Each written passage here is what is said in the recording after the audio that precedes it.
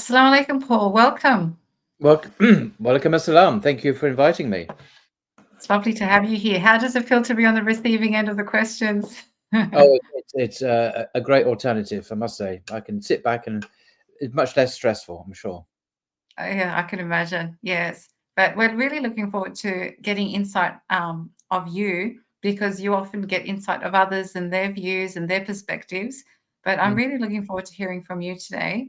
And I will put a bio of you in the description section so that people can see all about you and particularly your YouTube channel, Okay. Blogging Theology, which is doing incredibly well, and we'll come to that. But I wanted to first start with, we know that I know that you've became Muslim later on in life. Oh yeah. Um, so can you tell us a bit about your earlier religious background? Well, I didn't really have one. So I was brought up basically in a secular household in a town near London in the UK. And although there was a nominal Christian kind of veneer at school, we sung hymns and things, but there was no serious Christian content or any. I think we obviously celebrated Christmas, but that was a secular festival more or less. So I didn't really have a religious background. And I think in my teens I became quite Marxist, I think, in some ways, and rejected religion for a time. But it was only in my early 20s that I started to investigate religion for the first time, really. Mm. Okay, that's interesting. So what made you then want to investigate religion when you, I guess, grew up without religion?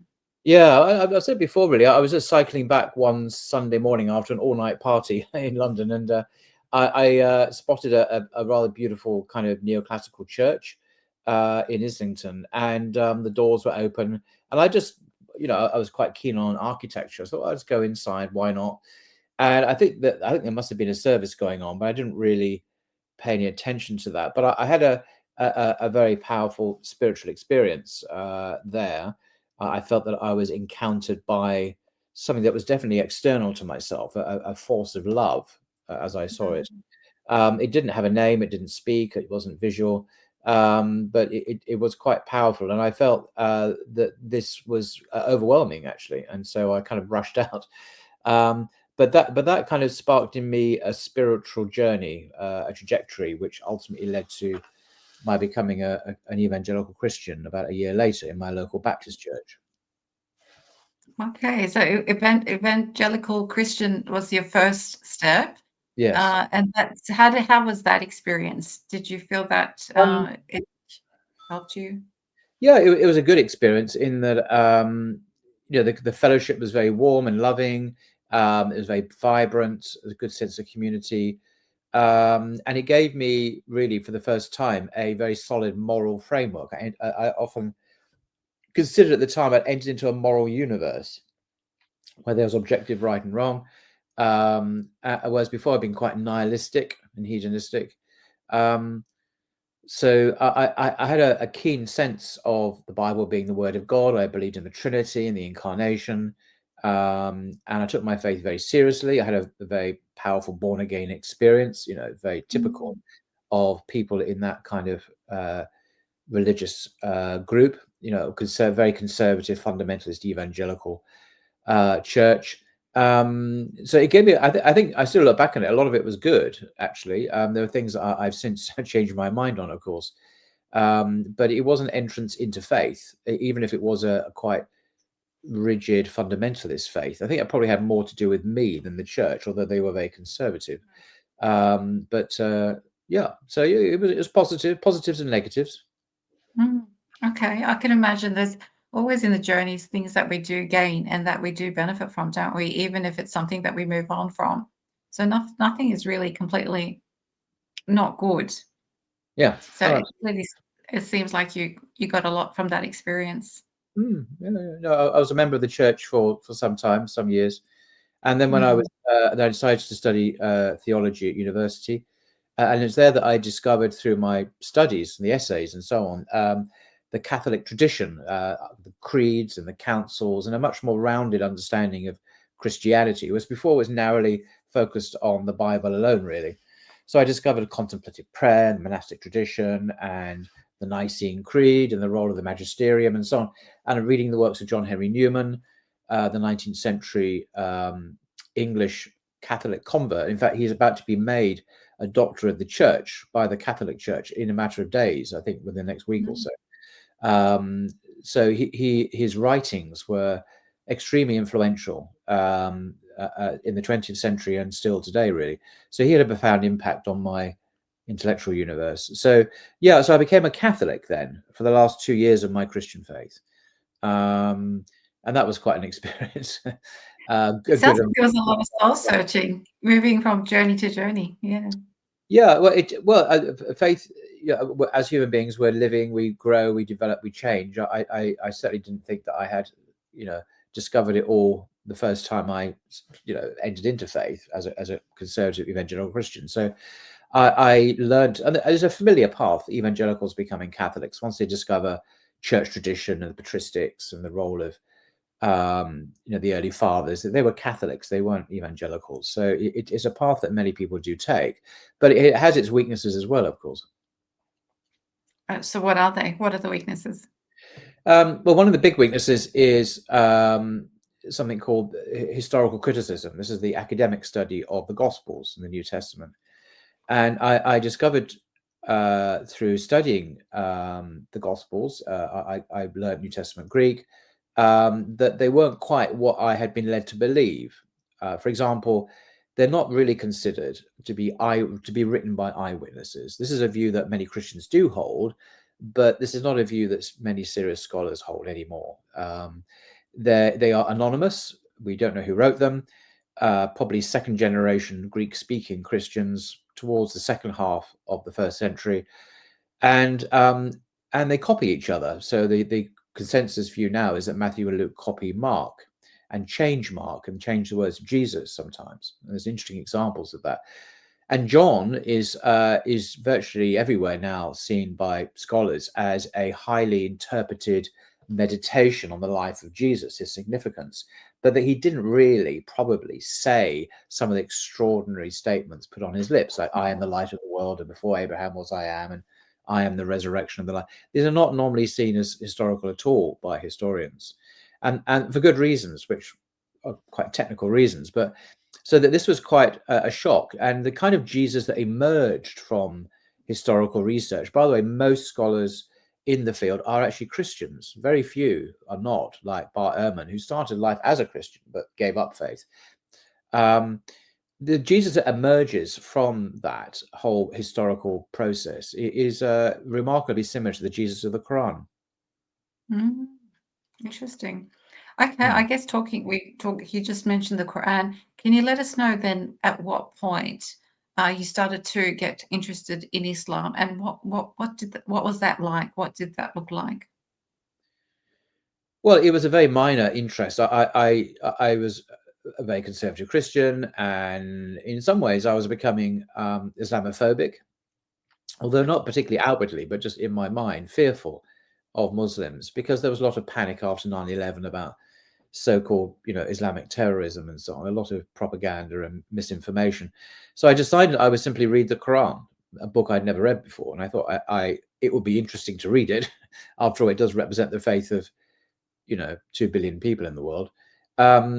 So that's what I did. I got a copy and read it from cover to cover. I remember reading it in my lunchtime in a church. I used to have a job in the city, and I went to the local Catholic church and used to read it there during and after work as well.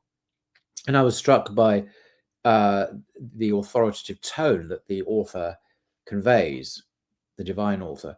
And obviously a lot of it is very familiar to Christians, with stories about Jesus or Abraham, Moses, and others, Mary. And so it was interesting, but I had no intention of converting, of course. It was merely to fill a curiosity, a lacuna in my understanding of a major world faith.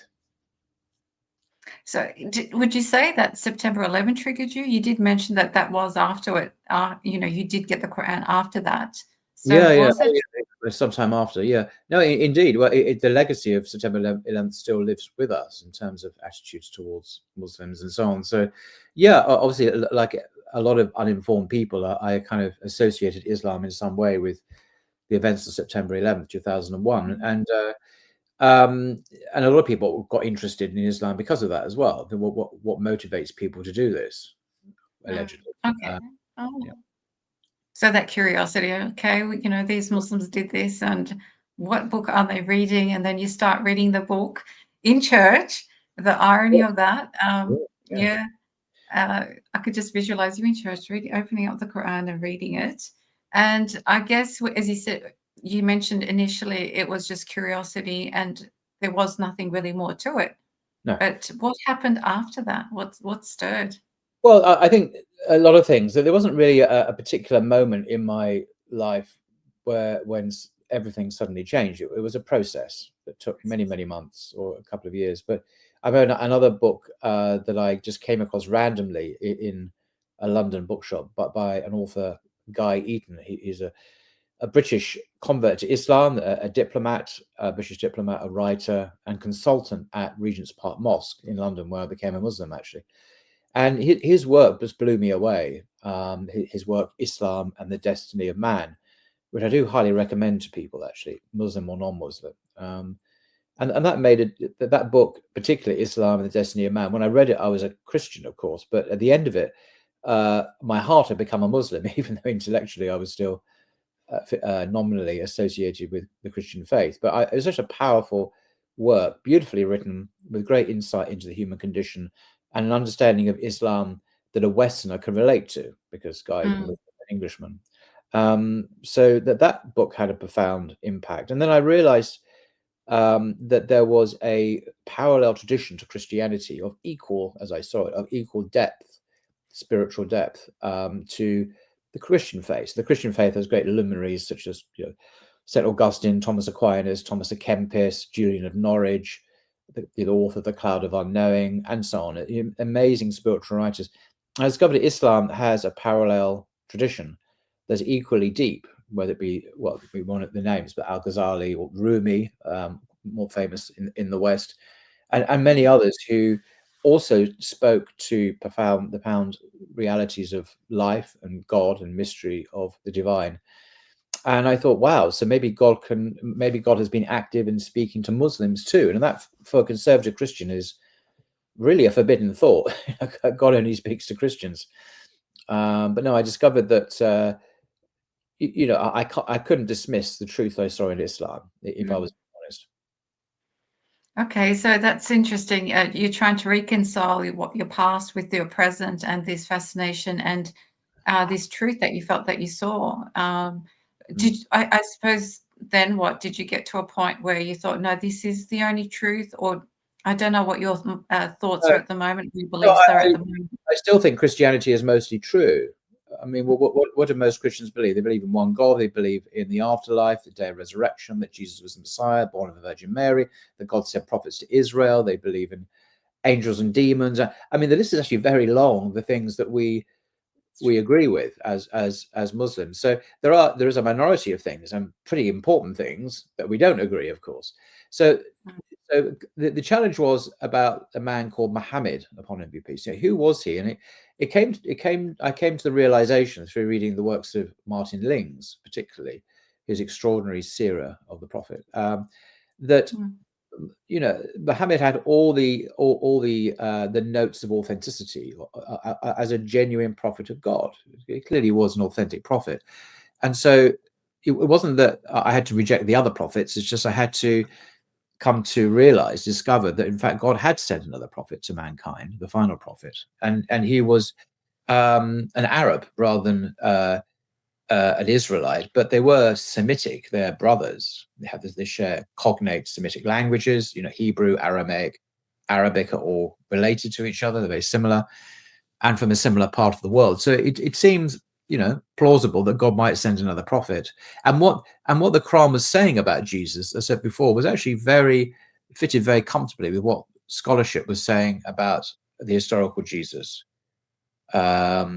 Well, so that he did not, for example, historians are pretty sure that Jesus himself did not think that he was God, did not consider himself God incarnate, second person of the Trinity, that Jesus himself didn't intend to found a Christian church, that he was a Torah observant Jew, So he hadn't come to abolish the law, like Paul claims in Ephesians, for example, but that he upheld the Jewish law, the Torah, the Halakha.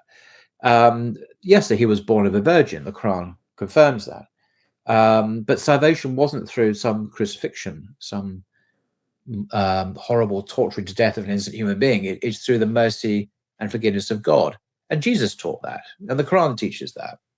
So there are very strong parallels between the Quran and historical research on Jesus, and some strong discontinuities between what Christians believe about Jesus and what historians now know about Jesus. So it sounds like it was quite a natural transition then in your journey. Were there, I guess, beliefs that you felt you had to abandon to become a Muslim, Yes. that you had to think about and ponder before deciding? Yeah, you're right. It was organic and a natural development.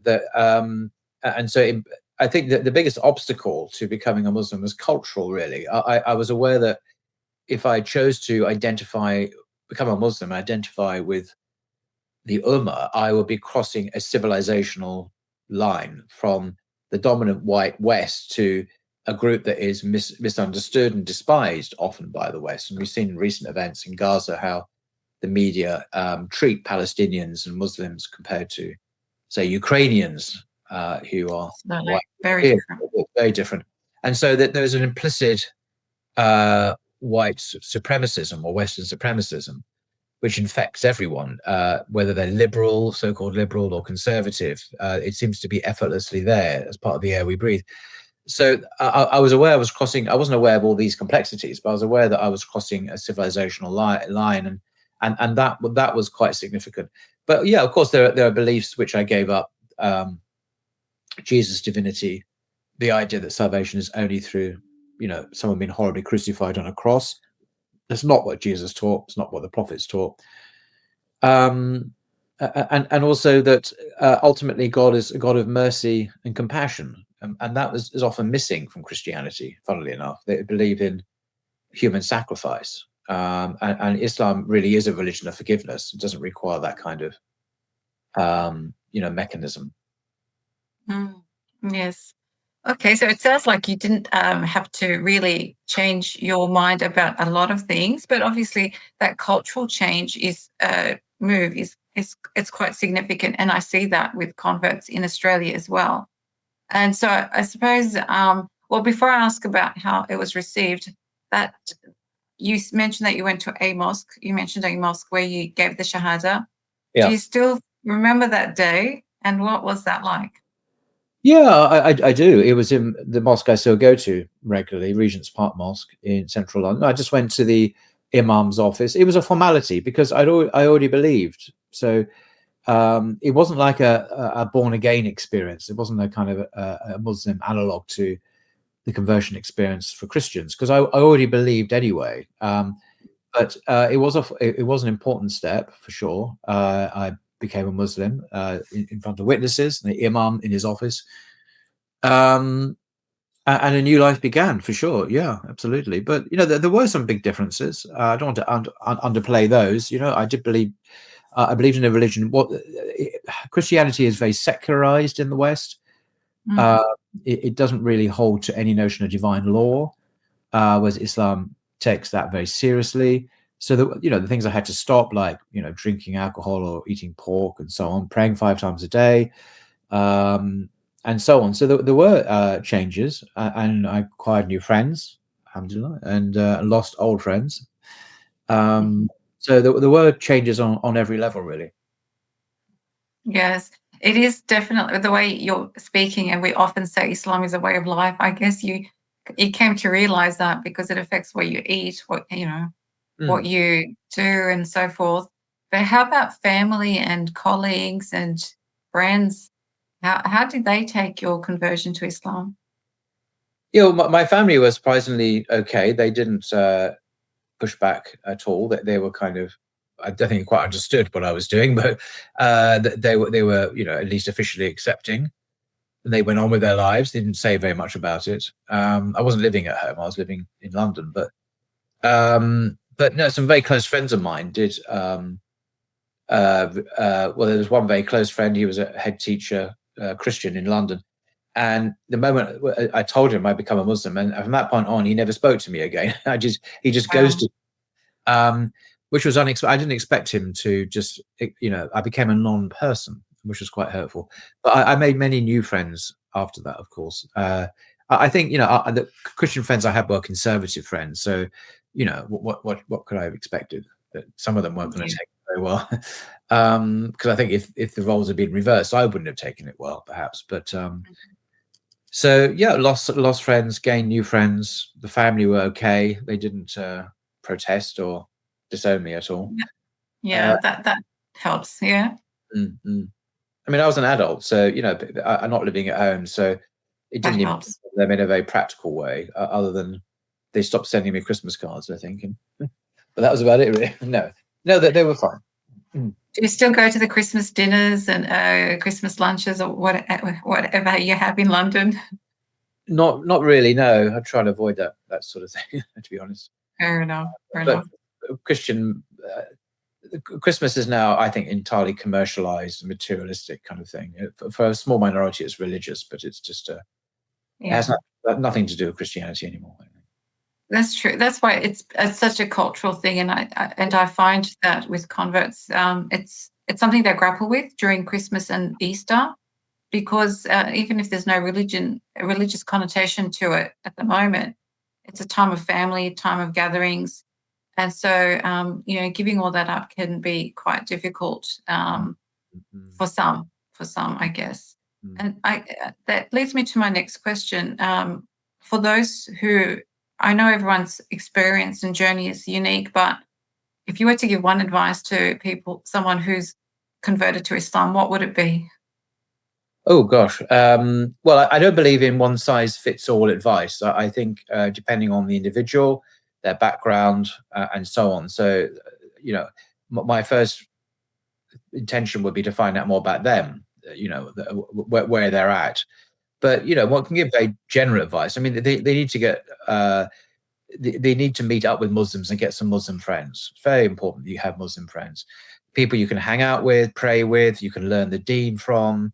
Very important, and get a good translation, a good readable translation of the Quran, like the clear Quran, produced by the brother Dr. Mustafa Katab, who's a Canadian brother.